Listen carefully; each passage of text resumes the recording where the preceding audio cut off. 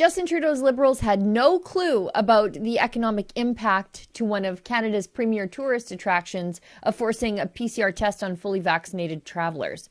And today, I'll show you the documents to prove it. A place that should be bustling with tourists, where the air should be filled with the laughter of children, it is eerily silent due to fear of the COVID-19 virus. That clip right there was from when our David Menzies went to Niagara Falls right after the Liberals closed the border to travelers. It looked like a zombie movie instead of one of the busiest border crossings along the longest undefended border on the face of the planet. But instead of allowing the Niagara region to return to normal once it was clear that the pandemic was subsiding and the new variants were not being contained by a vaccine anyway, the Liberals slapped fully vaccinated travelers with a PCR test requirement before re-entry to Canada. And now we know the Liberals did zero economic assessment on what those new requirements, or rather restrictions, would mean to businesses in the area that rely on tourism. We have that information by the way of an order paper response to a question posed by Conservative MP Tony Baldinelli for Niagara Falls. He asked, with regard to the economic impact of the PCR test requirement for fully vaccinated travelers on the tourism industry in the Niagara region, does the government have an estimate on the amount of lost tourism revenue in the Niagara region as a result of the PCR requirement for vaccinated travelers? And if so, what is the estimate? And of course, the Liberals didn't know because they don't care. Look at this. Federal Development Ontario is unable to provide an estimate on the amount of lost tourism revenue in the Niagara region as a result of the PCR requirement for vaccinated travelers. Amazing. Zero regard for the businesses and lives the Liberals were destroying.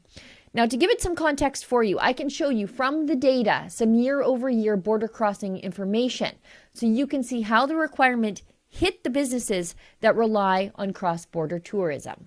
And to give it all some context, I can show you from the data some year-over-year border crossing numbers so you can see how the requirement for PCR testing hit businesses that rely directly on cross-border testing. We can draw some inferences from these numbers.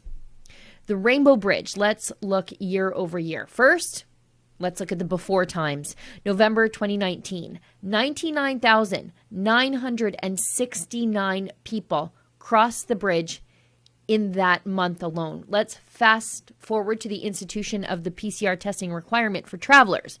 Just 20,048 travelers crossed, about an 80% decline in cross-border traffic at that one site alone. The Fort Erie crossing, let's look at the before times, November 2019, 134,287 travelers crossed in that month. Fast forward to November 2021, so same month, but just 41,649 people crossed. A 2/3 decline in cross-border traffic at that crossing alone. Okay, let's look at one more crossing. Queenstone. Again, we'll start with the before times, November 2019. 97,421 travelers crossed. November 2021, 27,112 travelers crossed.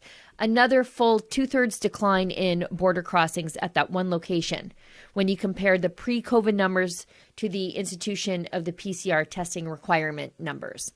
And yet, the Liberals were not aware of the potential for any business losses to the Niagara region because of these weird redundant policies. The Liberals only care about the theater of it all, not the efficacy or how it would affect the people they are paid to represent. For Rebel News, I'm Sheila Gunn-Reid. To support our access to information and investigative research costs, to see stories and analysis you won't see anywhere else, please consider making a donation to our special fund at rebelinvestigates.com.